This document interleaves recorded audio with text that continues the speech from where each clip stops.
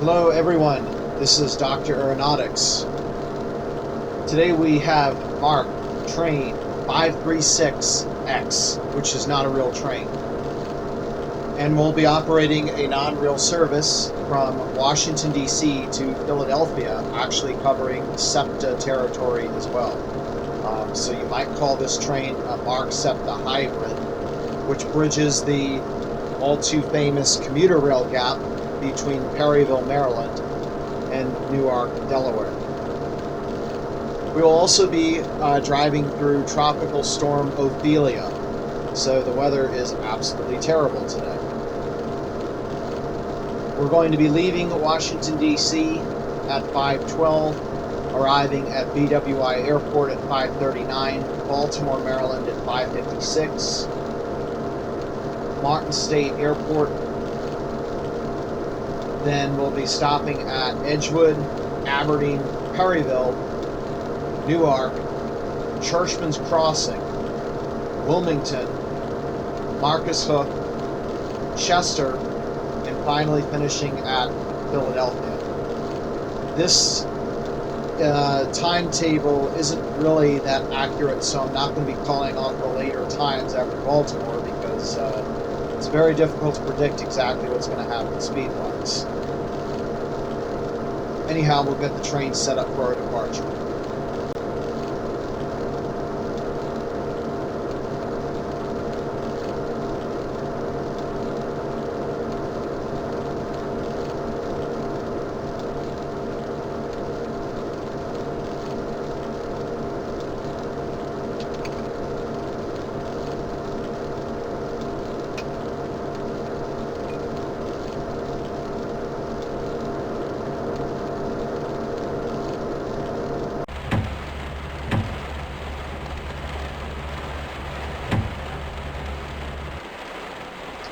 In tow, we have the MARC bi-level cars. We'll be operating a peak service today, which means we get to do the high-speed 125 mile per hour MARC speed limits.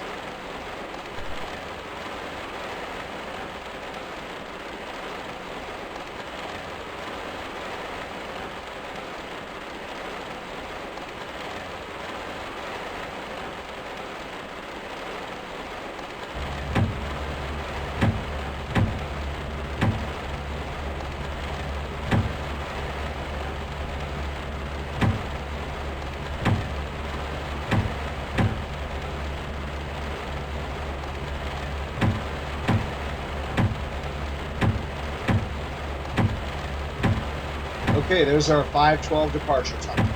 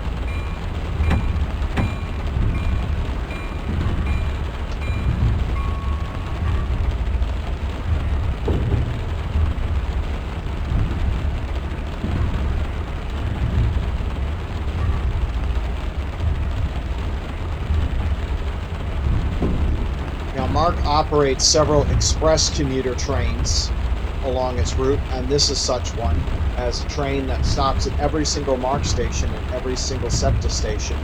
Would take many, many hours to get to Philadelphia and would not be worth it.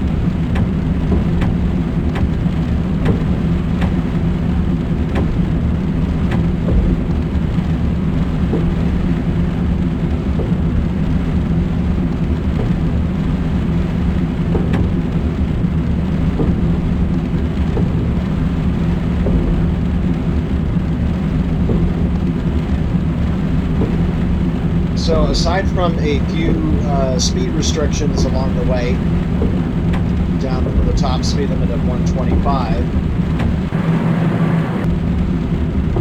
we don't really have to slow down a whole lot until we get to Grove Interlocking to switch us over to the number 1 track for the BWI Airport.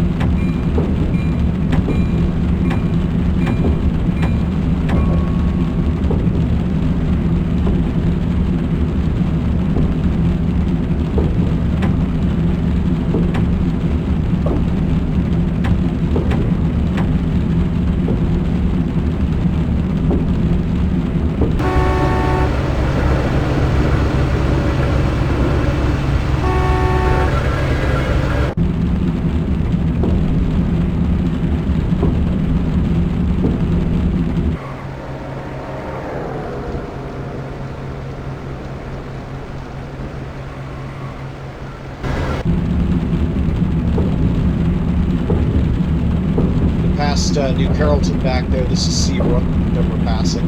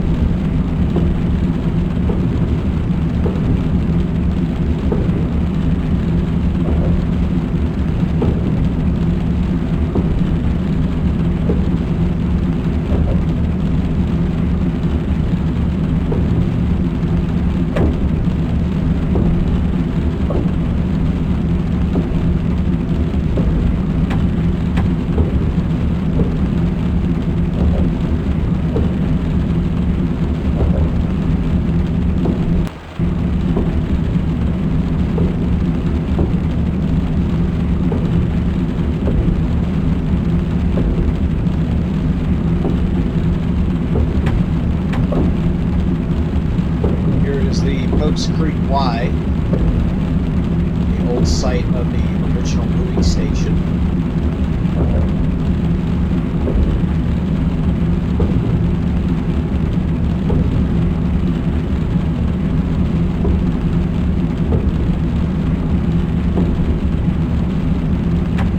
And this is where the Bowie State MARC station currently is.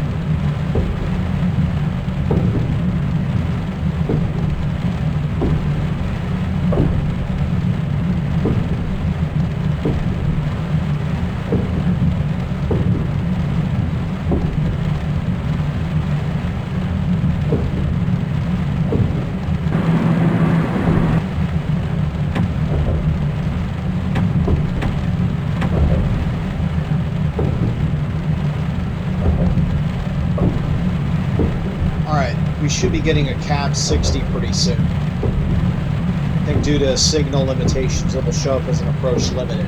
Yeah, it will, but you can see on the track monitor it's really a cab 60. Alright, so we're slowing down for road.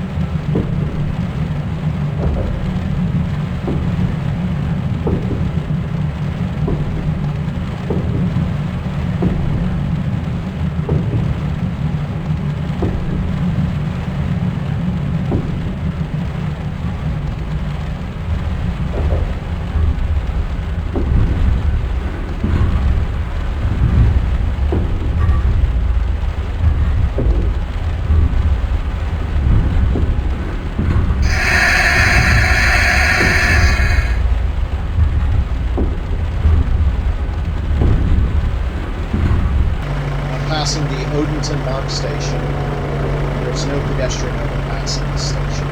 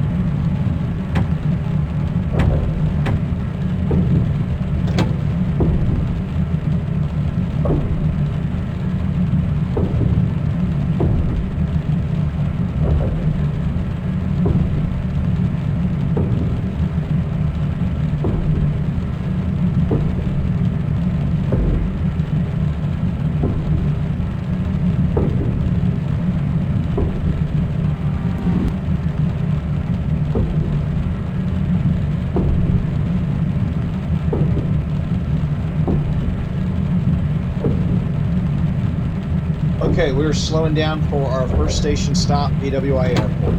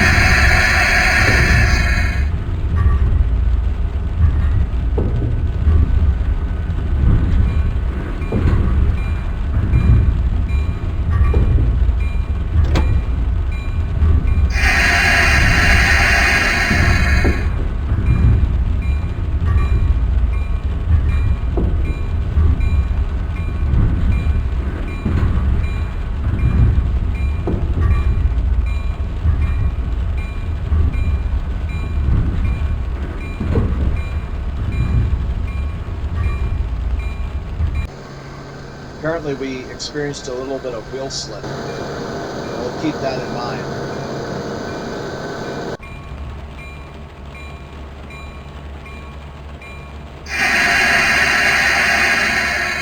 So we are about 6 minutes early, so we can back up here. I am really amazed at the amount of wheel slip we got on that last 40 miles an hour. I expected there might be some, but I didn't expect it to be as severe as it was there.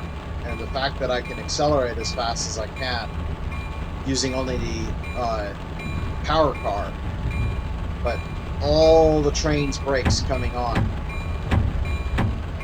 slowing down at about the same rate I'm accelerating is causing issues. Kind of really surprising. Okay, so we're about 5 minutes early. We'll be sitting here for some time.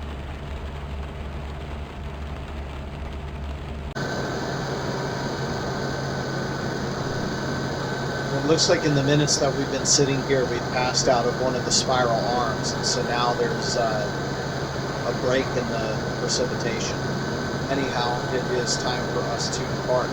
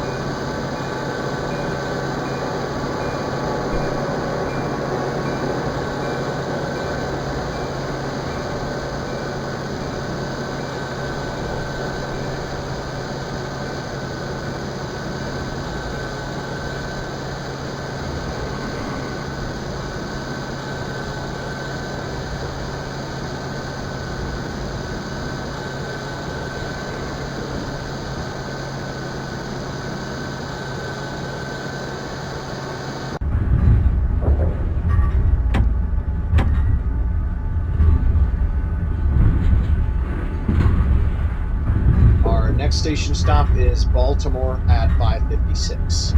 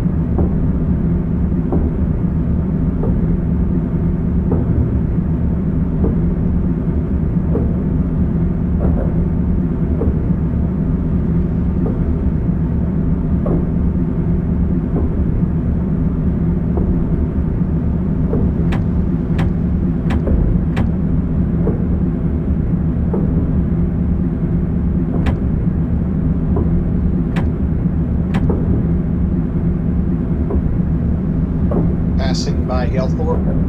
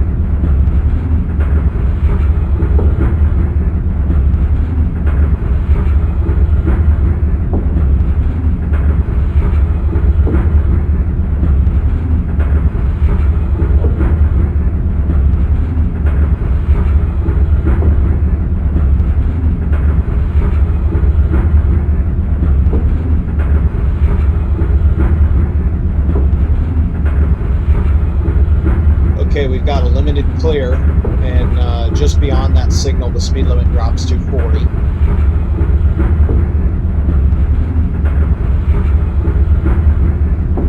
Still good at the current speed.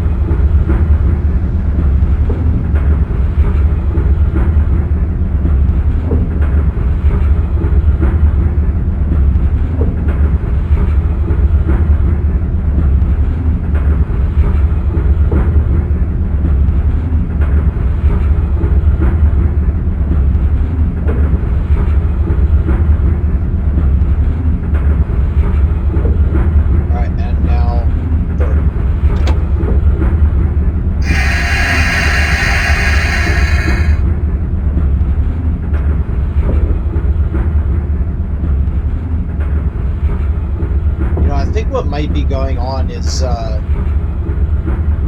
my control here. I'm using a rail driver. It might be glitching out and accidentally releasing and then immediately auto applying, which does not work because the system doesn't handle immediate apply and release.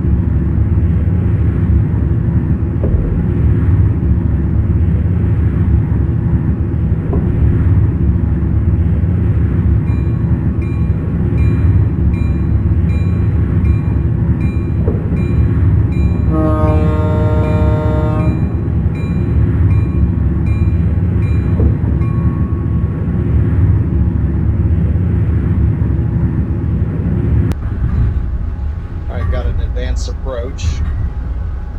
We're already doing under 30 miles per hour.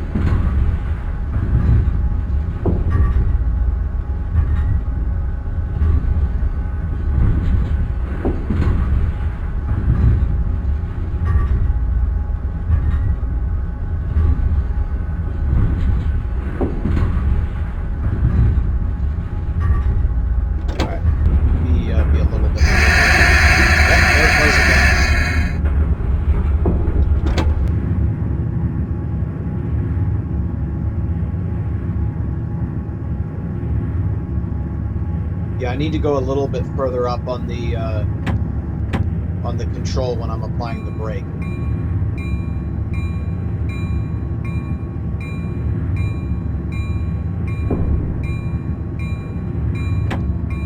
I'm going to test it right now just by driving it to suppression, see what happens.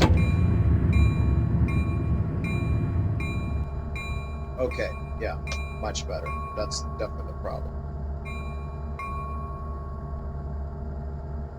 Okay, we are here 4 minutes early, so again, we'll be sitting here for just a little bit. Okay, it appears that there is a possibly restricting signal that is showing up as stop.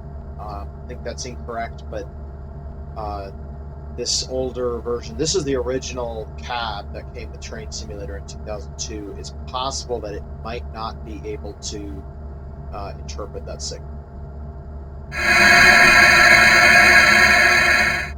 I really hope that is the case, because if we encounter a real stop, we're going to encounter an emergency brake activation that we cannot release.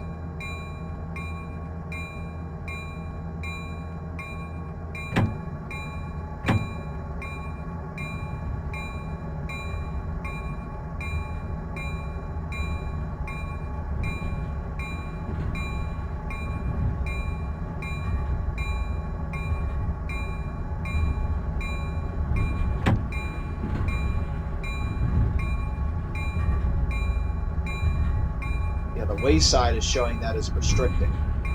Okay, we're good. It was a restricting signal.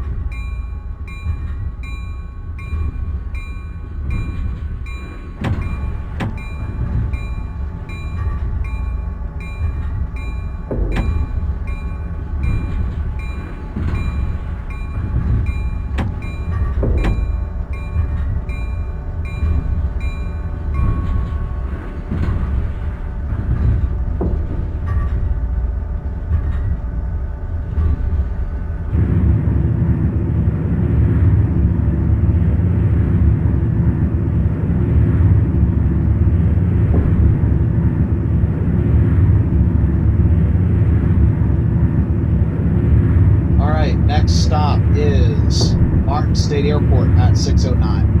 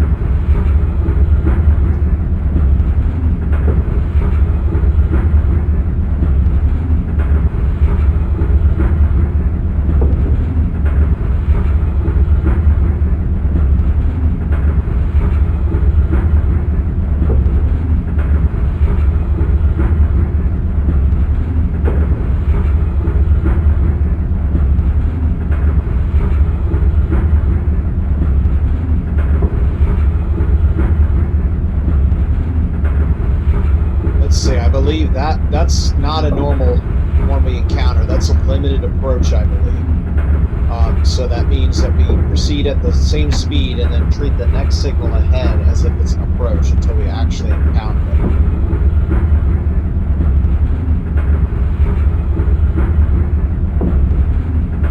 Or a signal of better, more favorable indications.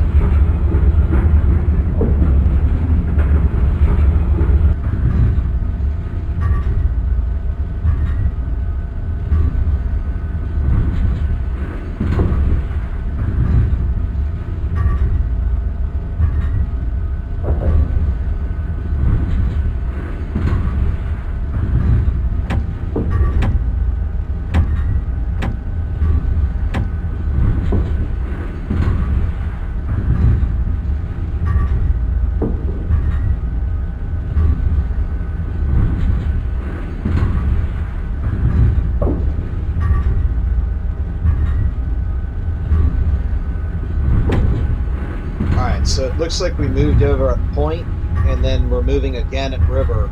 This time it's a limited clear, which means once we clear this next interlock, then we can accelerate. Wow, so that's a real and true application of a limited approach. Or what did I say? Medium, limited approach. I may have said medium approach.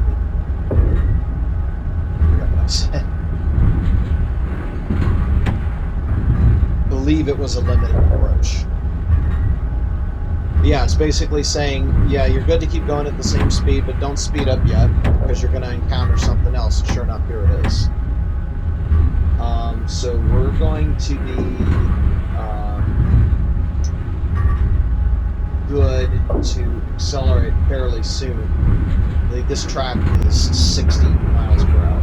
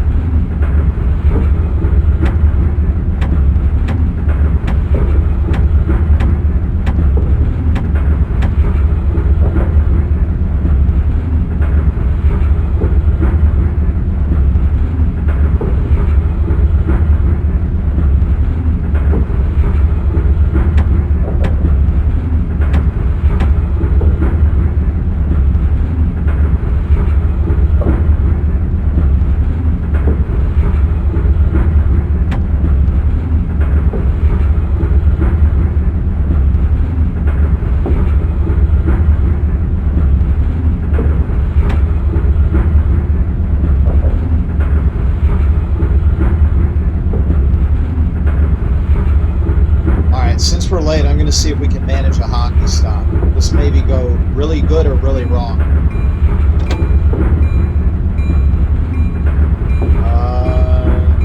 It's going really wrong. All right, let's put the sander on.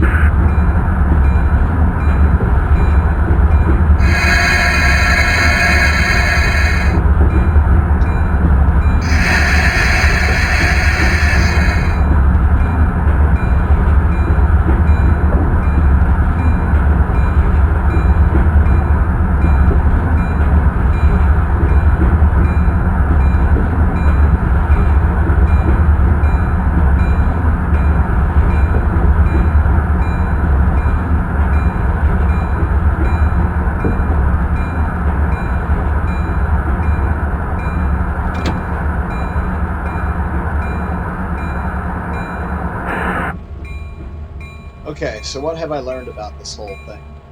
Well, it seems to be a combination of two things. If I'm too weak on the brakes, it'll encounter that sort of auto-release feature. But if I'm too tough on the brakes, then we will skid. So I really got to find that sweet spot of, let's see, I did suppression and that caused us to skid. Then I did halfway between initial and suppression. That caused an auto release. So I guess I'm going to have to go halfway between the two positions and try for that next time.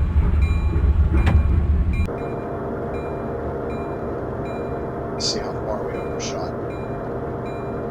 I am glad that for the most part the timetables on the 125 mile per hour trains are set really lenient.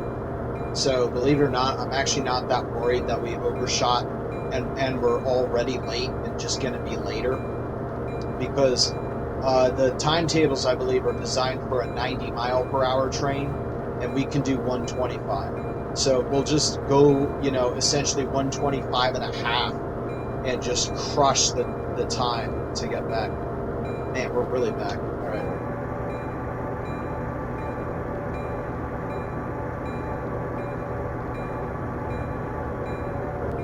Alright, we're on the platform. Let's try that 3/4 position. Okay, that worked perfectly. So let's see, that's 26 PSI. So discharge passengers real quick here at 6:15. And then we'll be right back on the rails. Okay, we've got a clear signal to proceed ahead.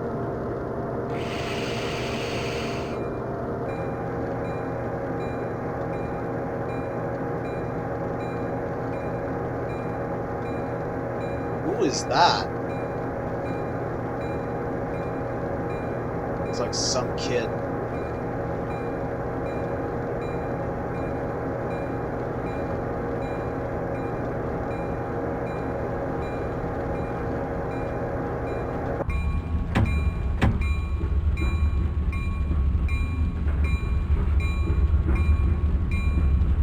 I guess we're leaving the lights on.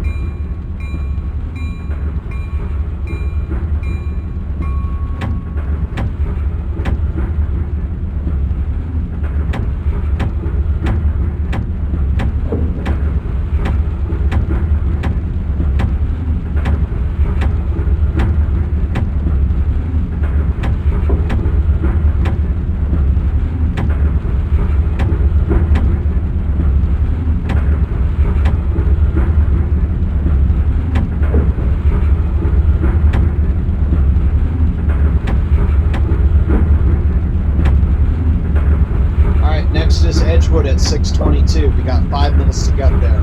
The only thing that's going to make us late from that is the fact that we're going to have to face down probably another approach so that we can get back to the center.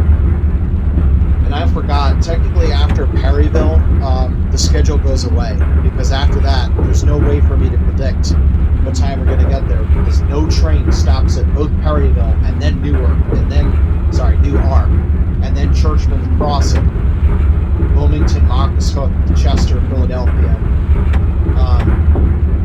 In that sequence, you'll have SEPTA trains that'll stop at Newark, and then Churchman's Crossing, then Wilmington.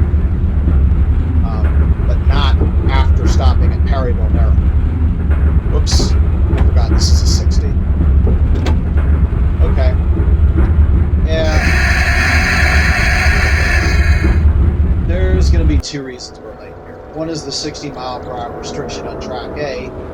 The other is the fact that we're going to have to face down and likely approach signal at the bridge.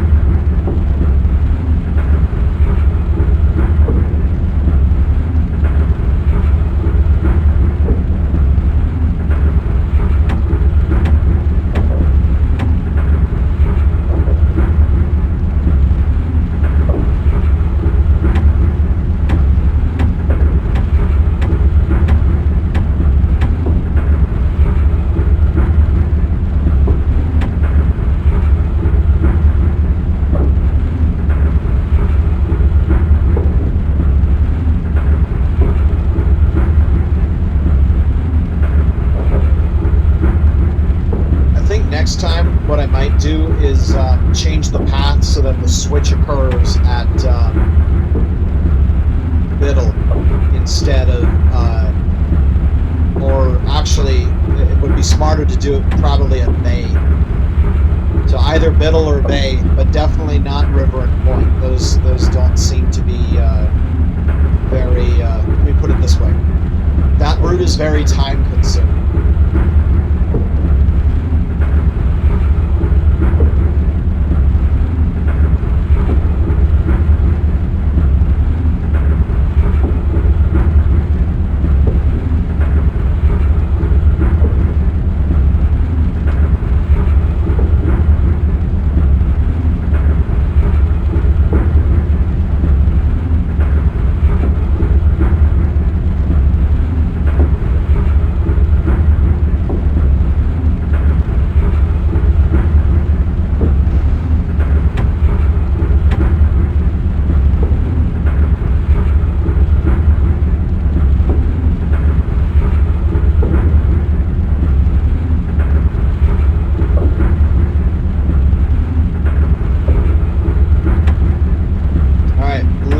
Let this be a approach limited.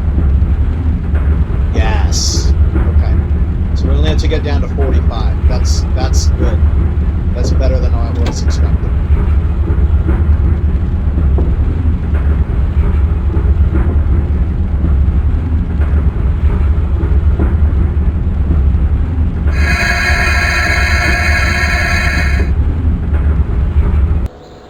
Yeah, so I think what we're learning about this so far is that if you're going to make a MARC train or a SEPTA train that bridges the gap between Perryville and Newark, the first thing you're going to have to solve is the trackage.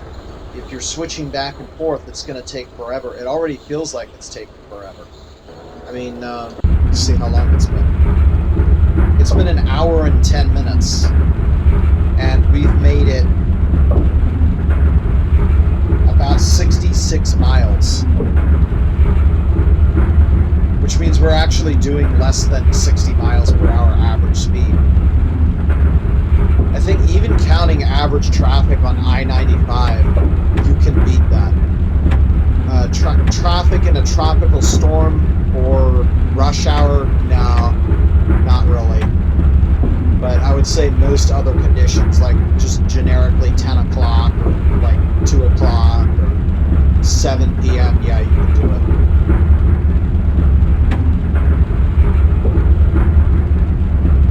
Alright, so we got a limited clear. As soon as we're completely on that bridge, the green flag is out.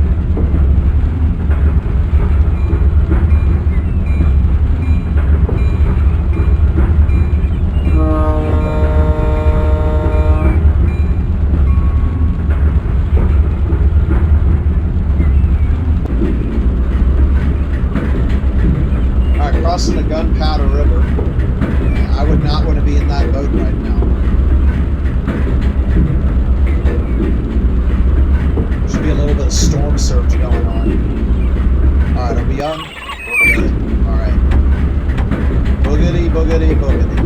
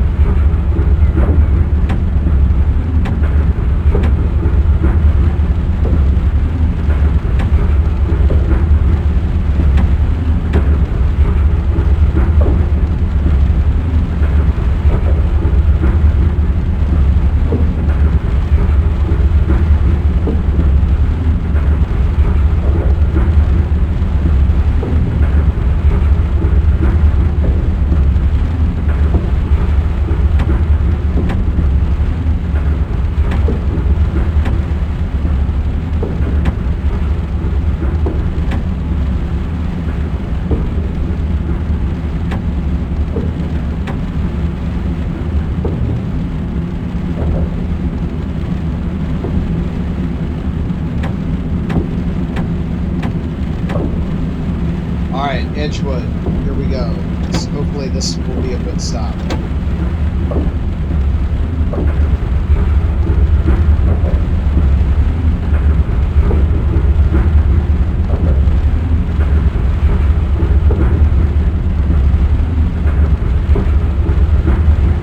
All right, looks like it's working.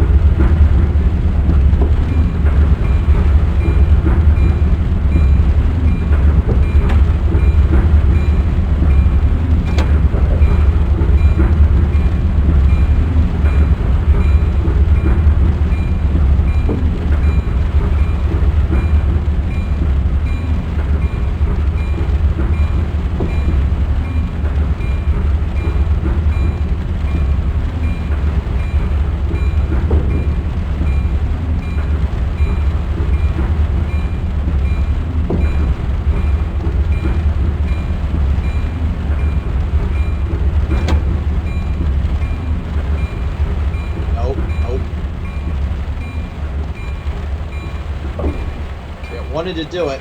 I was like, nah, I'll take this. Okay, so let's see, 6:20. So we're only 5 minutes late, and that's not bad considering where we've come from.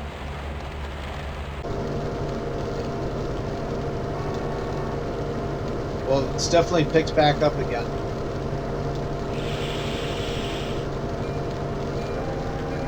All right, so the next station is Aberdeen at 6:32. And this should be one of our best shots for getting a 125 sprint with no track changes.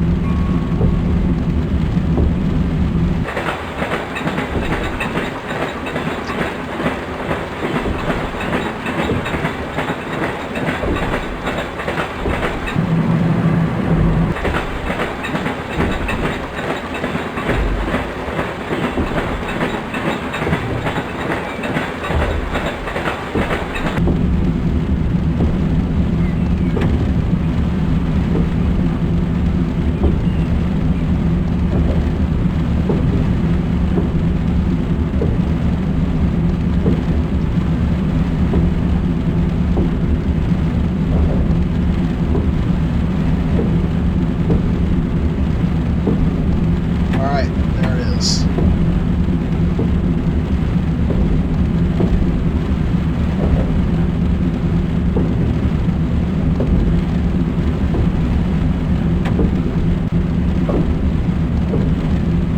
Oh geez, it's dark in here. Somebody turn a light on? Nope, that does not work. Wow, this is going to be a creepy train ride.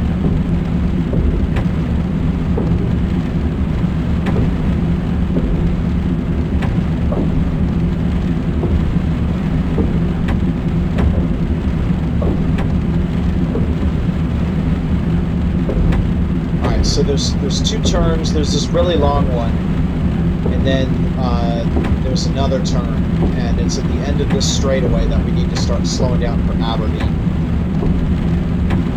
We're due to be there right now, but I can pretty much guarantee you that, assuming that we don't have another brake slip up, we will be stopped at Aberdeen in 2 minutes.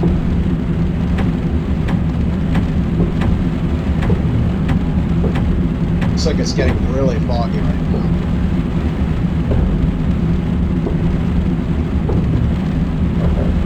Alright, I think I see the turn.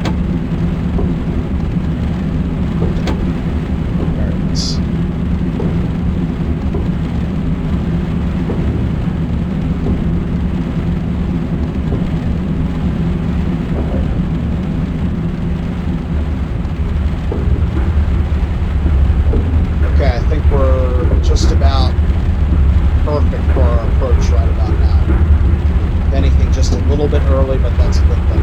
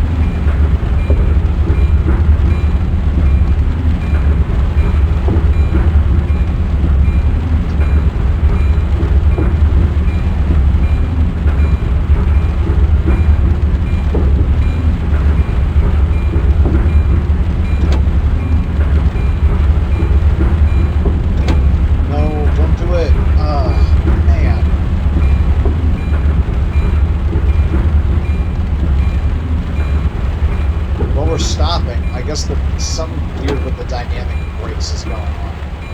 I can't figure out what's going on with this thing.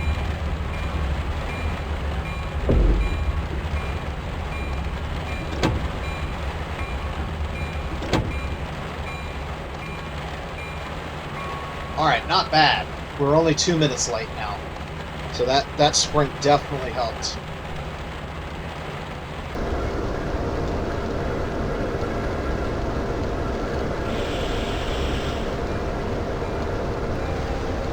Next up is Perryville at 6:49.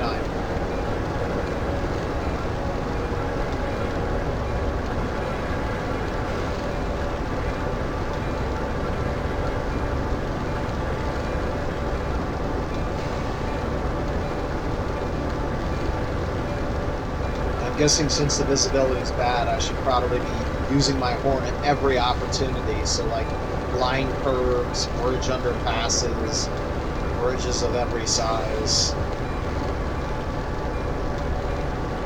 crop circles.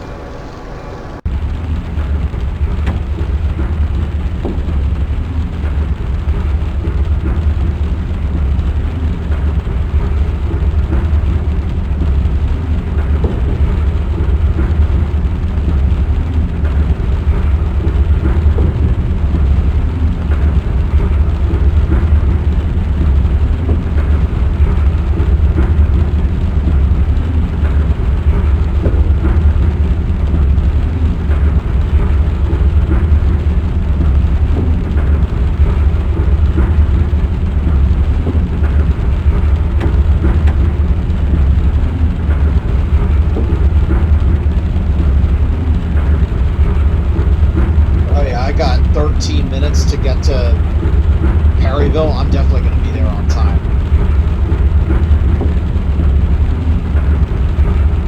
And that's even counting the track change that we have to make up ahead at Perry.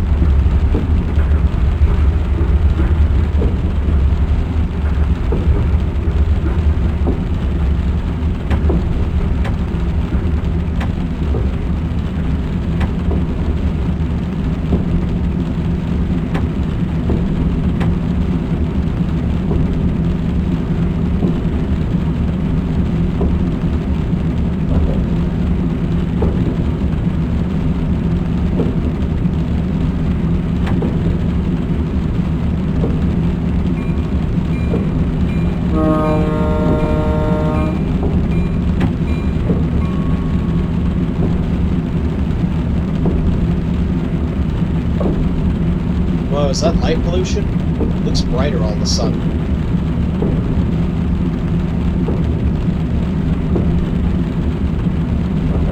Or maybe it's just not that, I guess, yeah, it's not quite dark yet, still.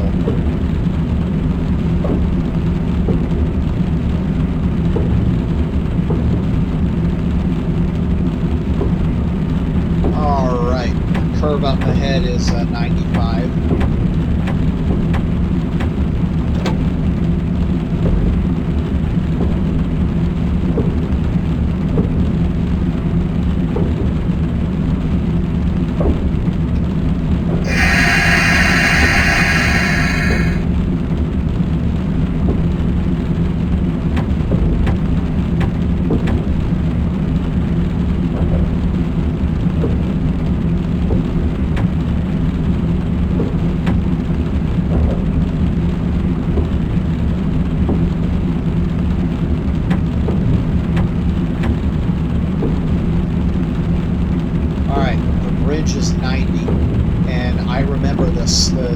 Signals are not set right here. If I brake when I get the signal, I'm not going to be able to slow down in time. So I'm going to have to do it once we get on the bridge instead.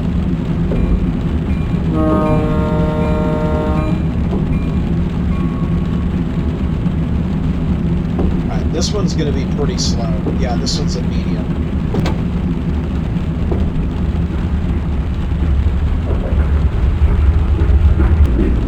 Crossing the Susquehanna right now.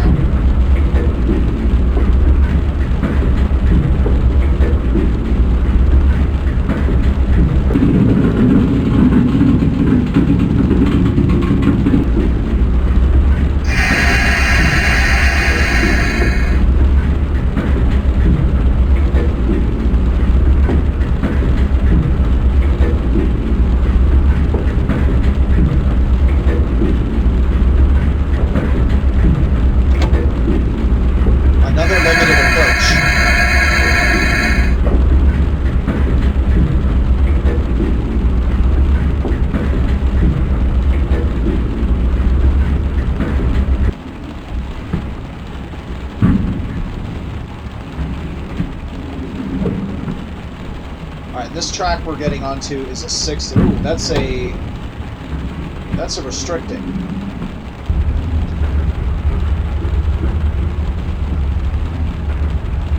Got down to it just in time.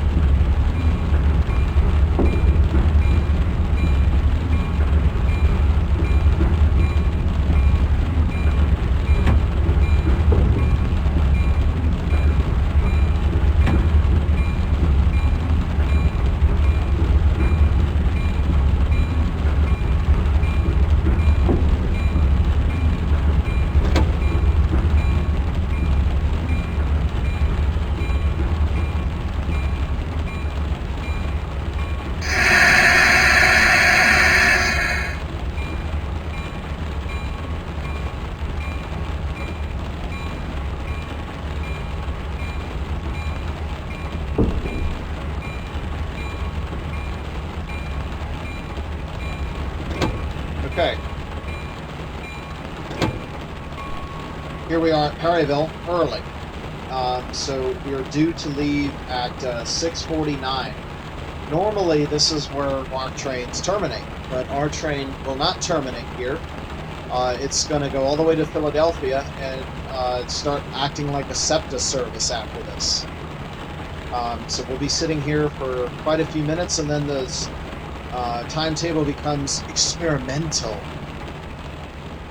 Alright, so from here on out, I have time estimates on when I think we're going to get there. But if we get there earlier than the time estimate, we're just going to keep moving after a good minute or two stop. You know, nothing too quick. Because obviously, I want to be able to set something that we can work towards in the future to be able to run this service again. Alright, train departs at 6:49 p.m.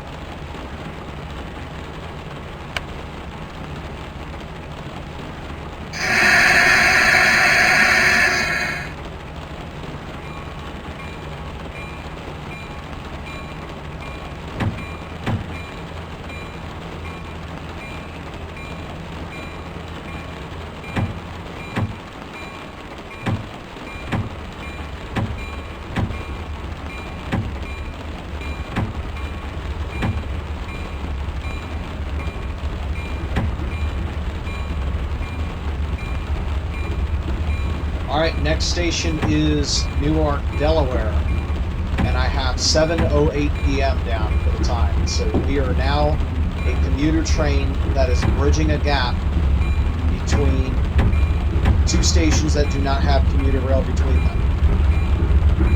Perryville and Newark.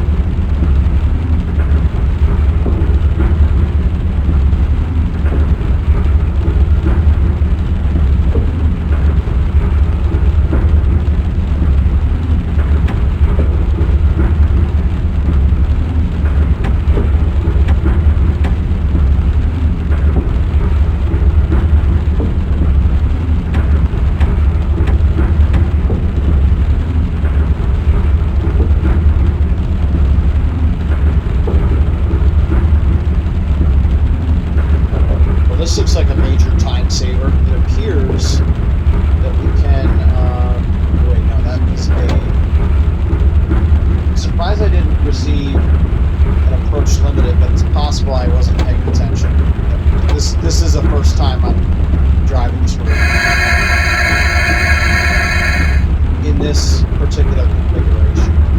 It's okay though, we got down to the speed limit in time. I was expecting to take that at 60, but something good. We're just wrong. Alright, we're back on the number 2. This curve is a 95, and then we're good for 125.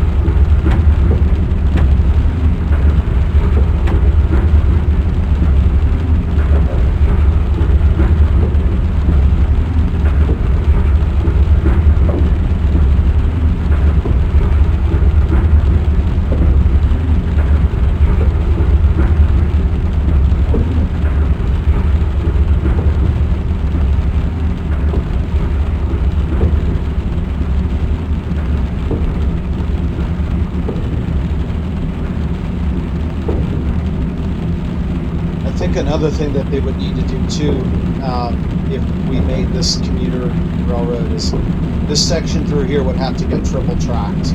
I don't see there being any way that you can send commuter trains through here with double tracking it, unless you put a Perryville platform on the opposite side and made a high-speed crossover so that they could enter track number 2 at like 80 miles an hour and then stay that way until they get onto the number 1 track going into Newark. Alright, the next curve is going to be a 110.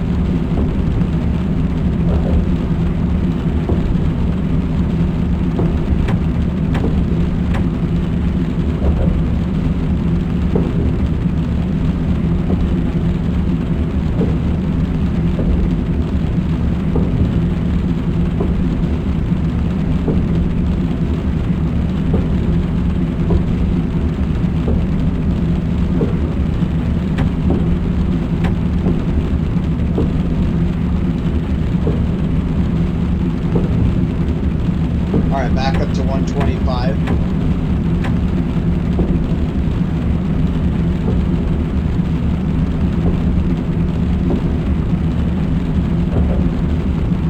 And then somewhere up here there's a 90.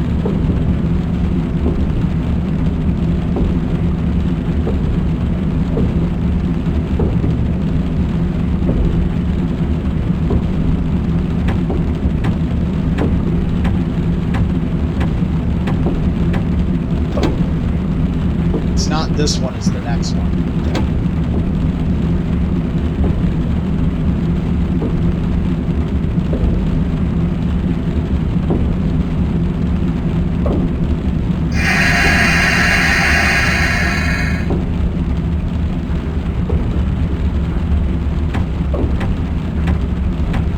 Yes, as I recall, this is a 2-part curve. The first part is a 130, the second part is a 90. Okay, yeah, here's the 90.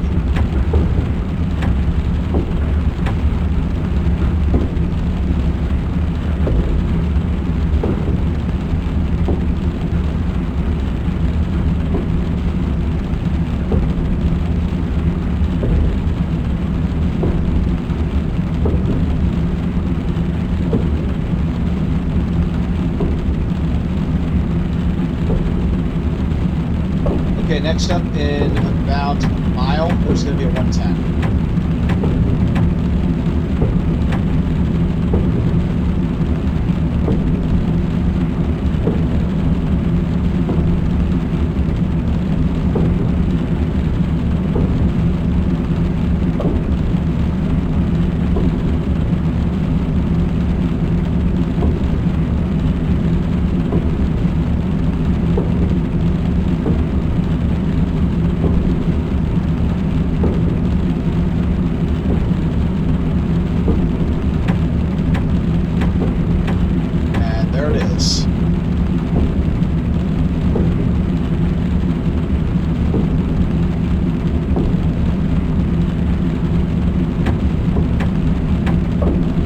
Next up, a 115.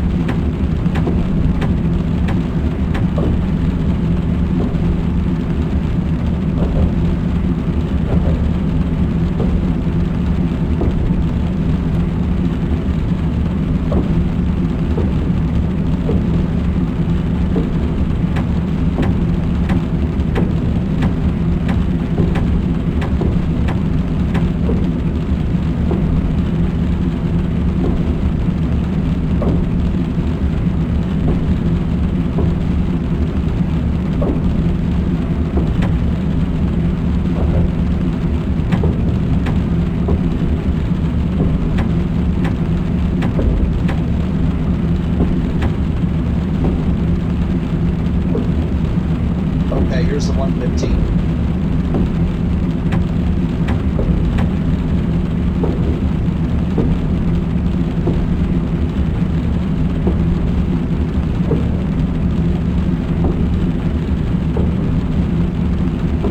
Okay, and that's the last one that we need to worry about until we get the slowdown signal for Newark, Delaware.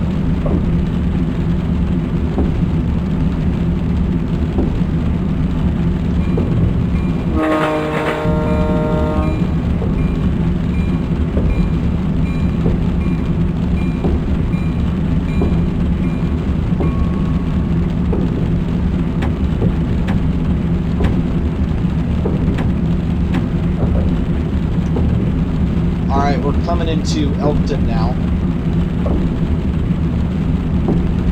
and right on cue. So I think we're moving over at Iron Interlocking, which is the border between Delaware and Maryland.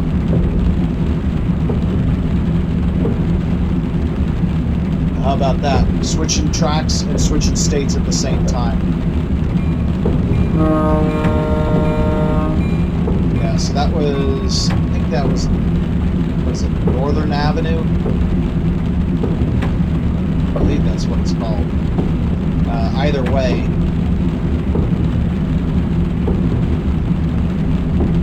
yes, we're going to be entering Delaware momentarily.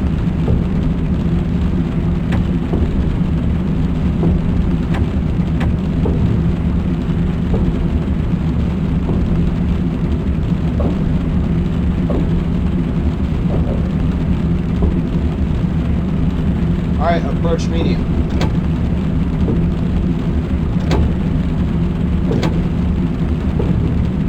So going to 30 miles per hour.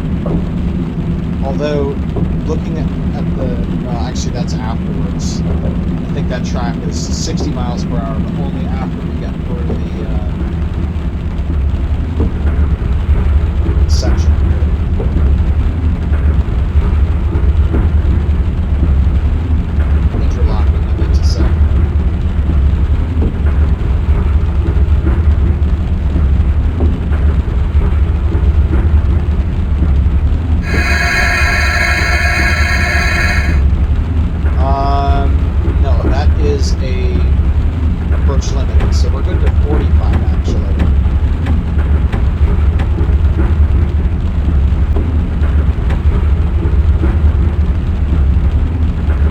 This is Iron Interlocking.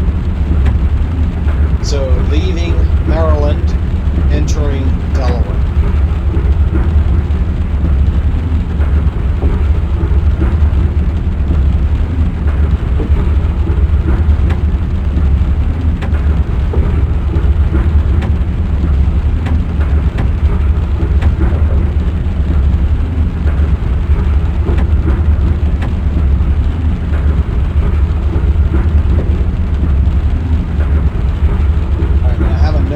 Davis and Iron Track A 35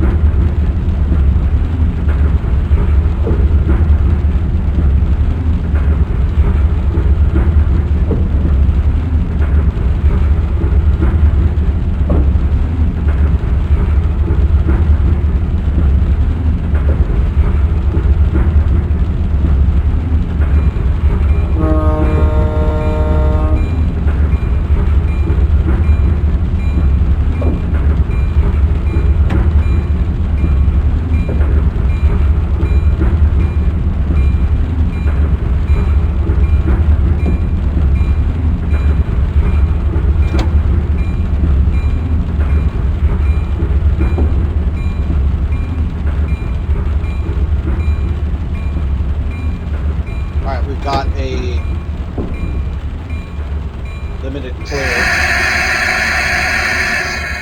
taking us out of Newark, and we are here. So let's see, I was expecting to stop here at about 7:08, and that's actually not that far off of right now. That's really only 3 minutes, so that's actually a pretty good estimate. I think I will bump it down to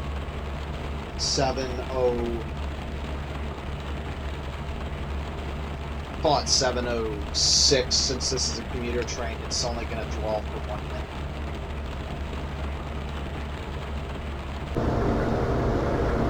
I got the HHP8 with that brand new LED lighting upgrade.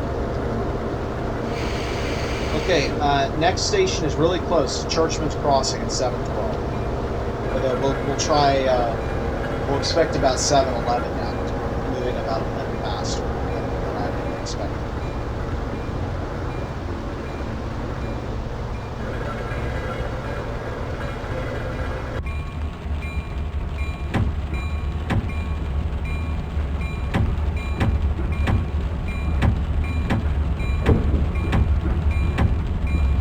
So I saw limited, so once we're off of track A, we can do 45, and once we're out of the interlocking, then we can do track speed, which for us is 125.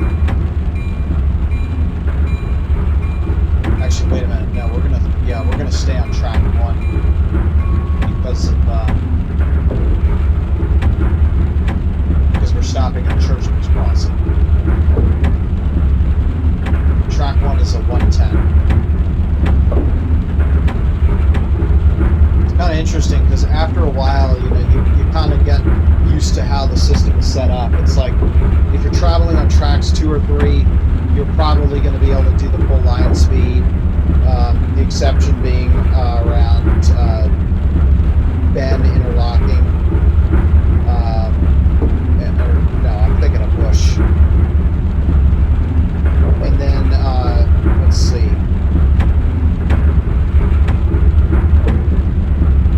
If you're on tracks 1 or 4, then you're looking at 110 or 90, depending on whether or not you're in New Jersey. If it's in New Jersey, it's a 90.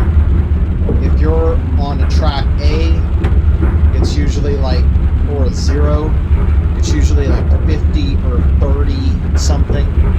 And then if you're on a track B, it's like 15. That seems to be the overall pattern.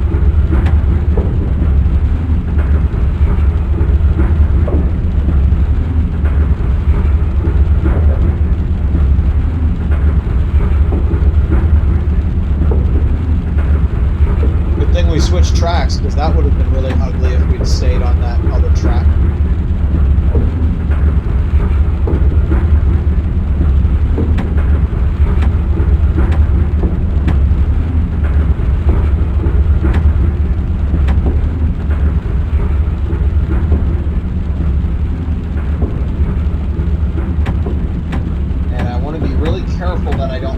So it's only about 2 miles away, so let's already begin the deceleration.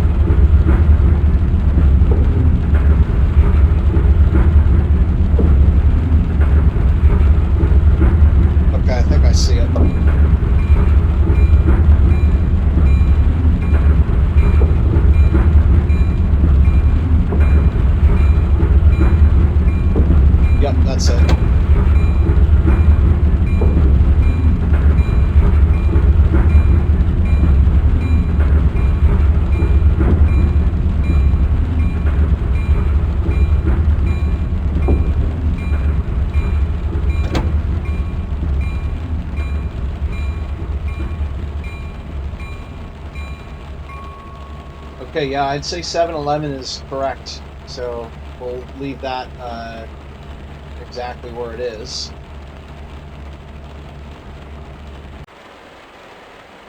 Such a creepy train this has become.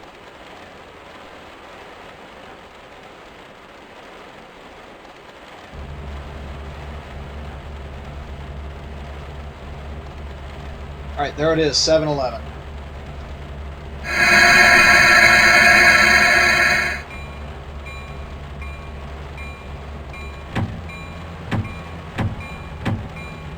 Alright, and we've got an approach limited, so we're good to accelerate up to about 45 miles an hour. And then, let's see, Wilmington, I am anticipating that at about 7:22 p.m. So far, it seems like my estimates are pretty good, so I think that's a pretty solid, reasonable estimate. So we are going to move from the number 1 to the number 2. When we stopped at Newark, we were on track A, Churchman's Crossing track 1, and we'll move again onto track 2, and then we'll be able to do 125.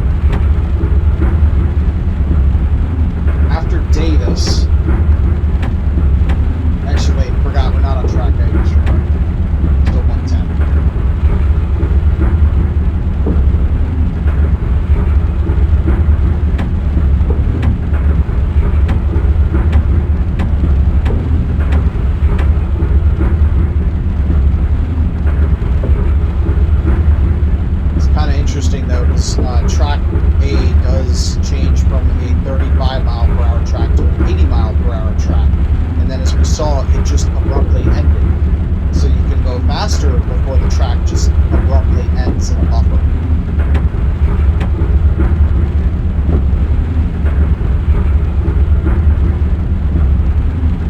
Alright, we got a limited clear, so we'll take this at 45, and then once we clear the interlocking, we're back to 110.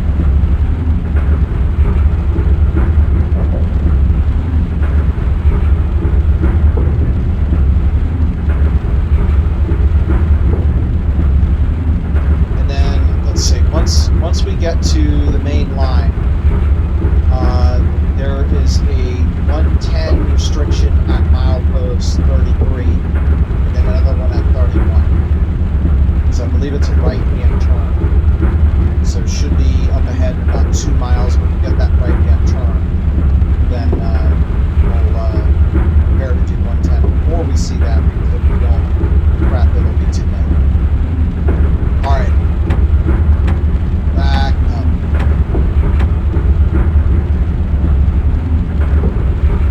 Looks like the wheel slip threshold is about 32,000 pounds of tractor member.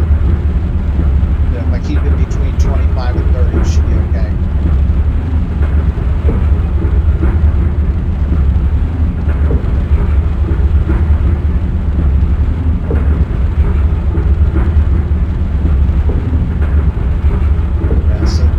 This section through here is a 130, which for us does not apply because we're only allowed up to 125. But I believe it is the next curve is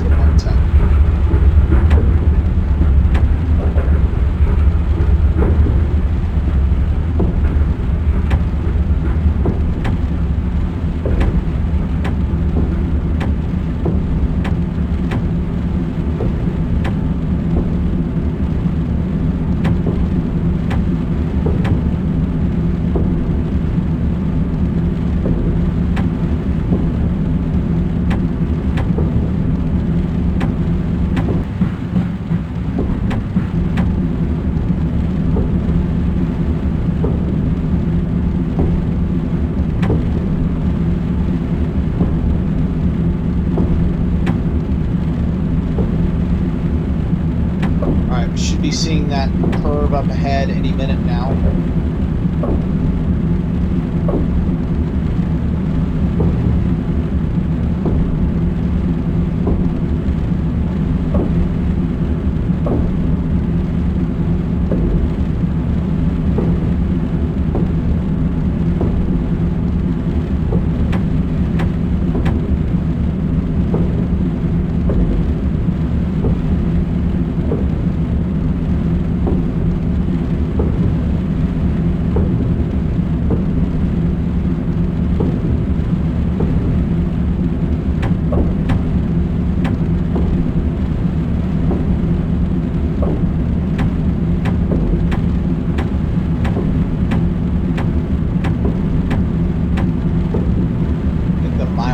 Might be off.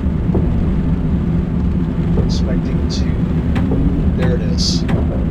As soon as I start to accelerate.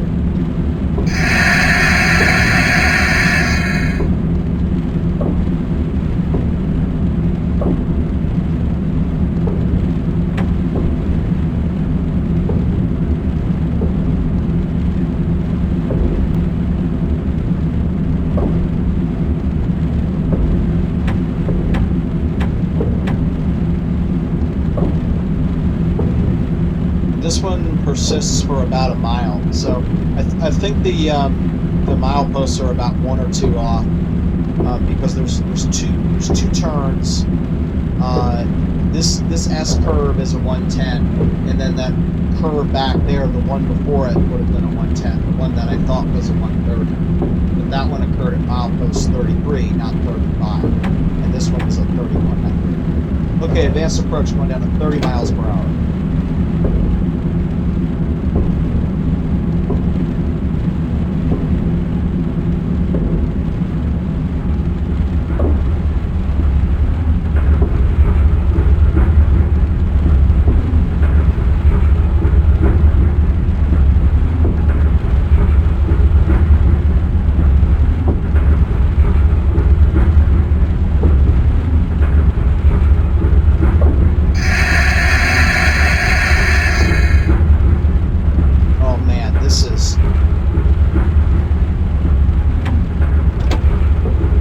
This is incredibly painful. So the next, because we're taking the #1 track in Wilmington, we're gonna have to slow down. But there's literally there's no signal until that point. I'm not doing that. That's insane. I'm not doing 30 miles per hour for the next 2 miles. That's ridiculous.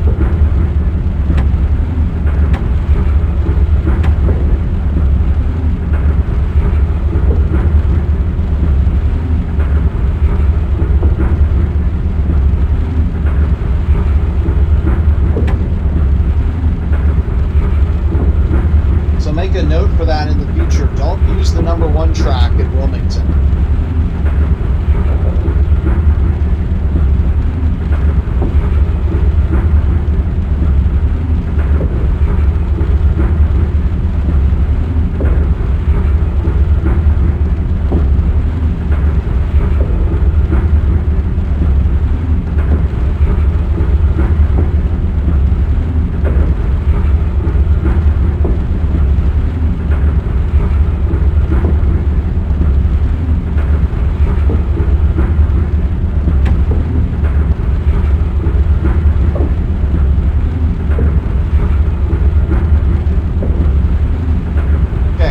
Location, the speed limit becomes 80, so all is back to normal, as if we were going to use track 2. So the reason it's ridiculous is because the speed limit stays so high for so long.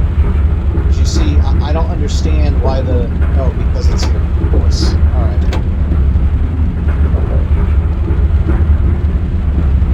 So the switch to the #1 track occurred a lot earlier than I thought it would.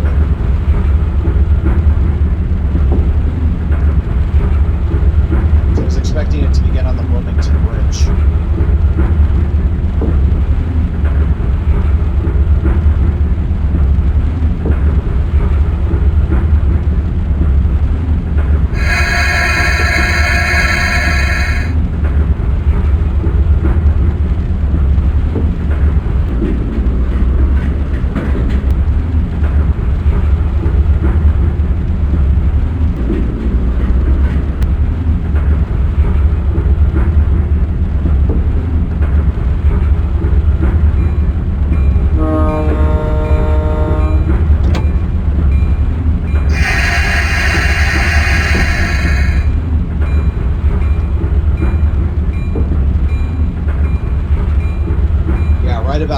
was where I was expecting to move over, but you can only go from apparently the number 1 to the number 2. There's no transfer from the number 2 to the number 1. Well, that's noted, so we don't have to deal with that again.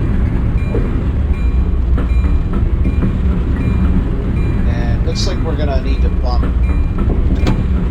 the time in Wilmington up 1.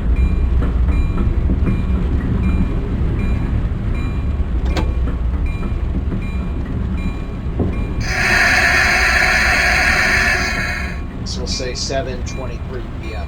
I think all of that craziness that we just did will average out to be the exact time that we're arriving right now.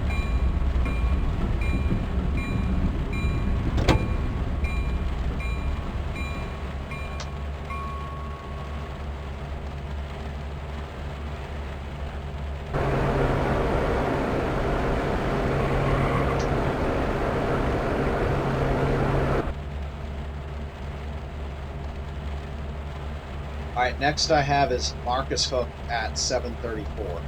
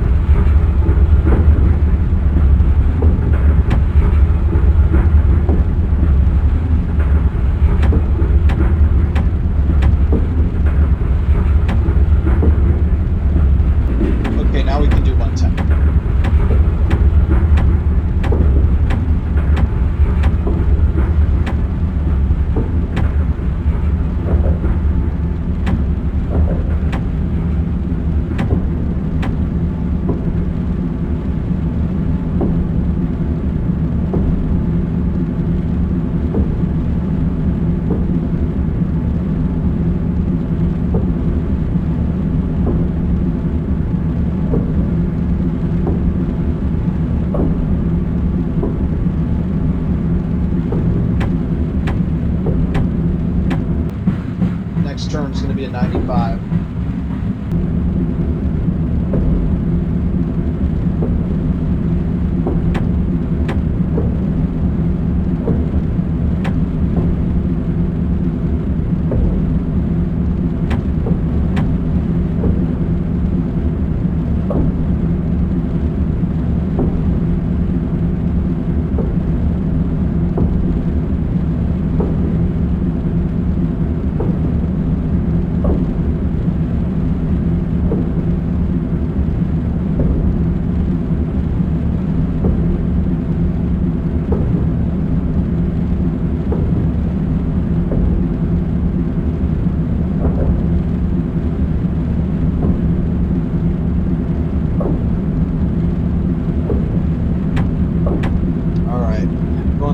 Interlocking right now, and should be switching tracks momentarily. This one should read a cap 70. That should not be an approach medium.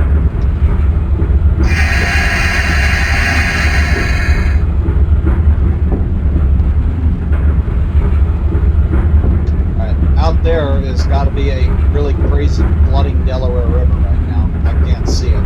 Too dark. Maybe with the dark carriage you can see it. Nope, still can't see it.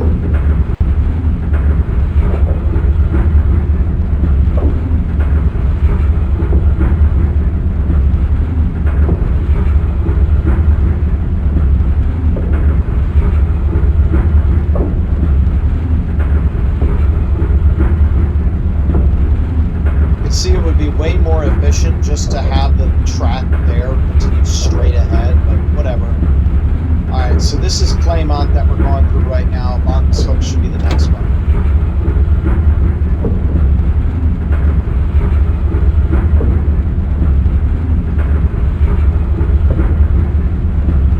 And I'm going to have to turn labels on here because there's a lot of, there's a lot of stations that don't exist anymore that are going to show up, so it makes it difficult to count stations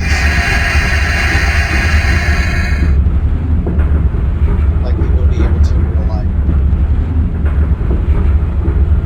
And right now we're entering Pennsylvania.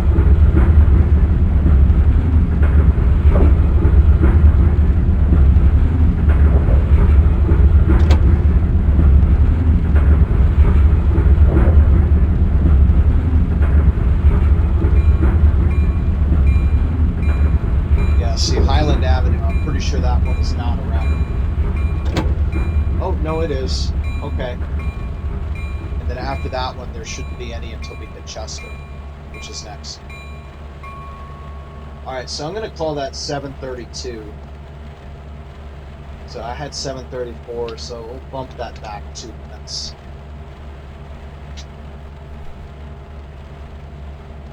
That's probably going to make us arriving at Chester at about 7:36.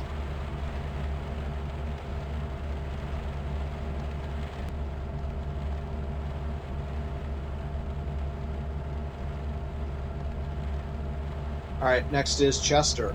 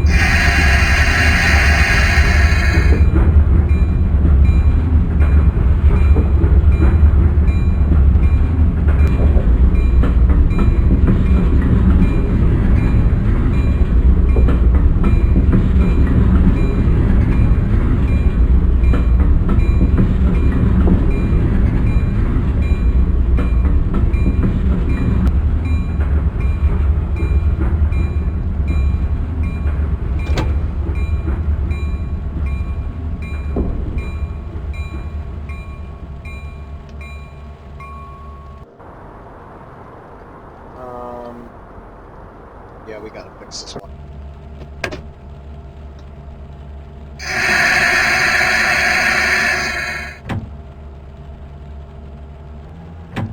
Yeah, one of the annoying things about the open rails braking system is it applies to all trains regardless of whether or not that's their actual behavior, which is kind of really annoying. Because I'm like, why are the brakes releasing? And then I remember, oh yeah, it's open rails.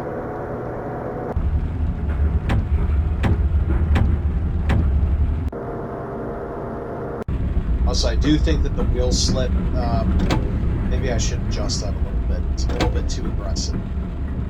Because, I mean, I understand it if it's acceleration, but when you're braking, I mean, that's the entire train's axles have force applying even. All right, I'll call it 737. That'll give us a full minute, assuming that we didn't have to fix up the train like that.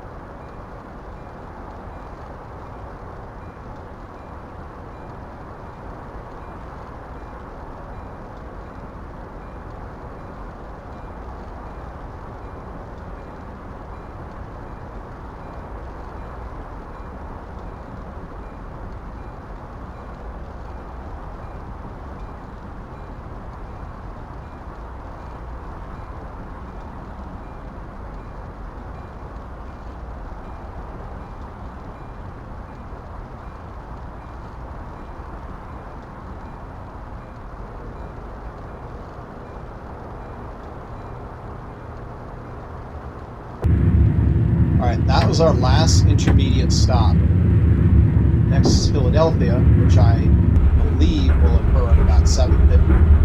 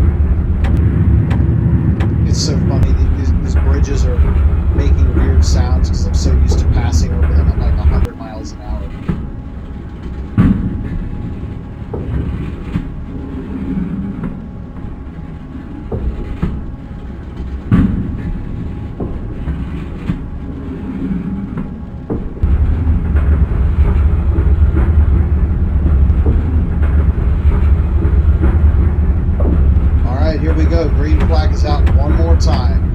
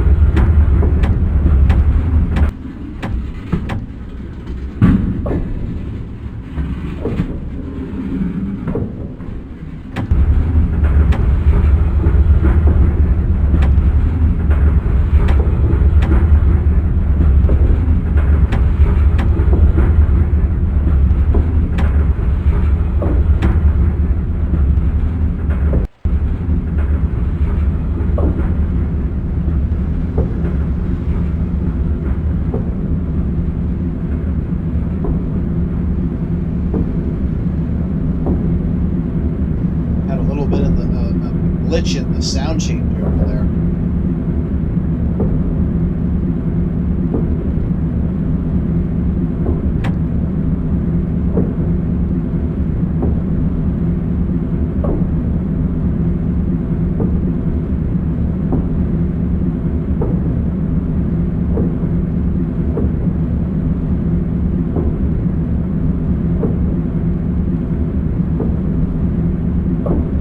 This is where we start looking for Sharon Hill, because Sharon Hill is going to tell us that we need to slow down for a set of curves between Sharon Hill and milepost 5.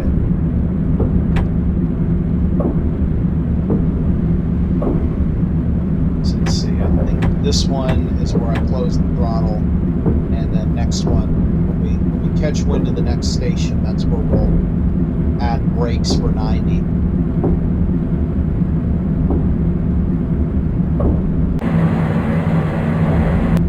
There's the next station, so we're going to slow down to 90 now.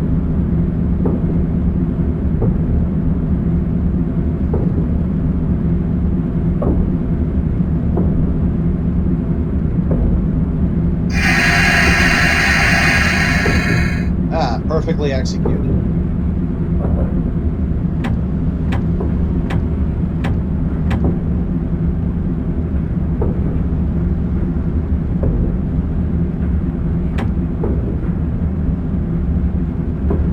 Four curves. We just finished the first, we're on the second now.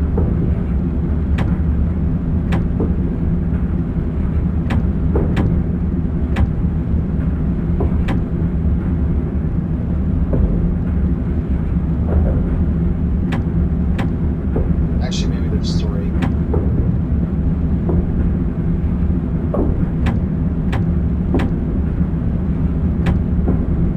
That's the left turn. Okay, yeah, there's 3. There's a short left one at the beginning, and then a long right one in the middle, and then short left one at the end, and then this is it. Once we hit straight track again, we're good.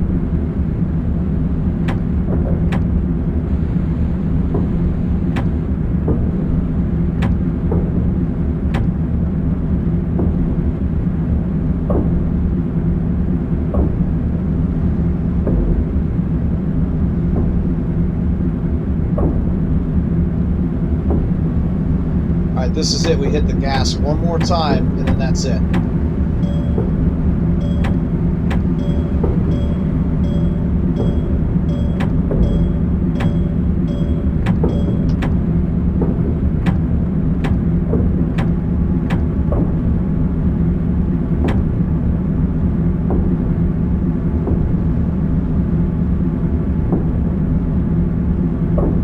Wheel slip is worse now than it was earlier.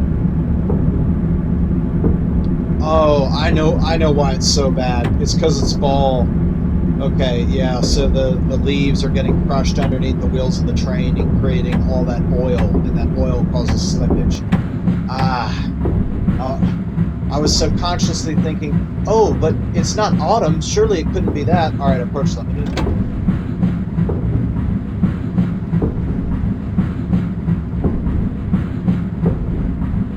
Surely it couldn't possibly be leaves getting crushed underneath the train. It's not autumn. Oh, but it is. And we've got a problem. We're supposed to be taking this turn at about 7. There we go.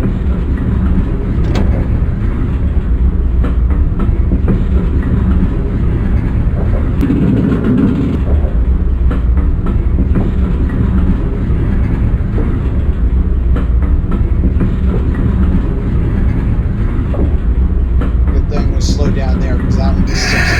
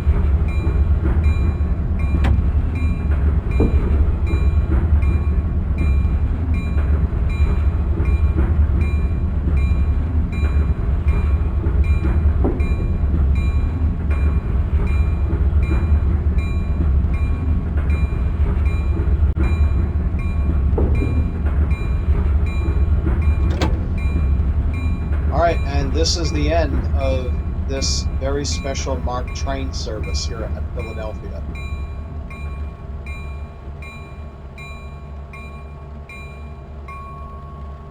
And it's 7:49. I think I had a prediction of 7:50. So yeah, we'll leave it at 7:50. That's close enough.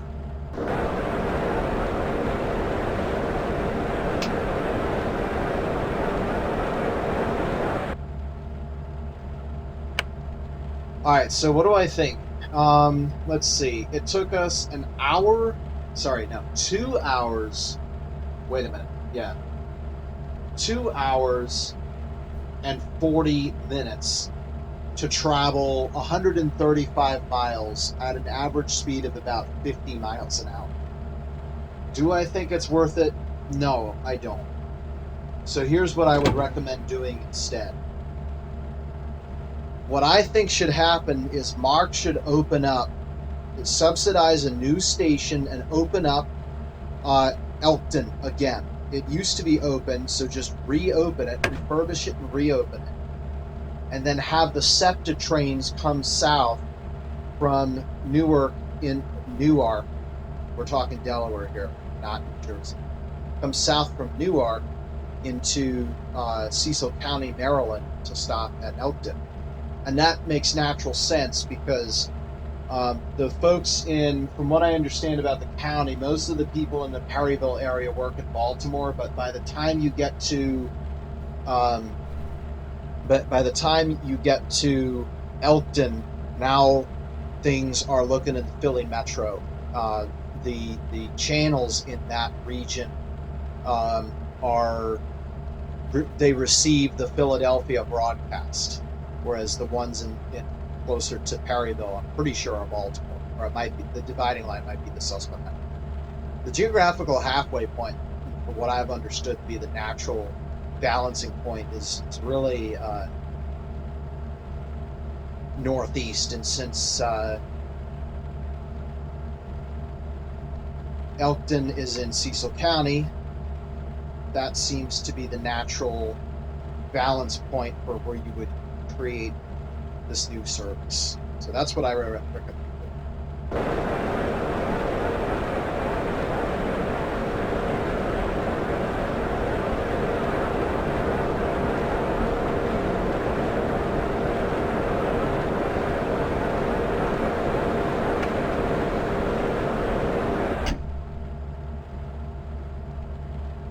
Thank you all for joining me.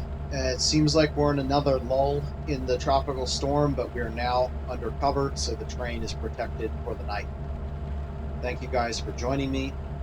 I've been Dr. Aeronautics, and I will see you guys next time. Bye-bye.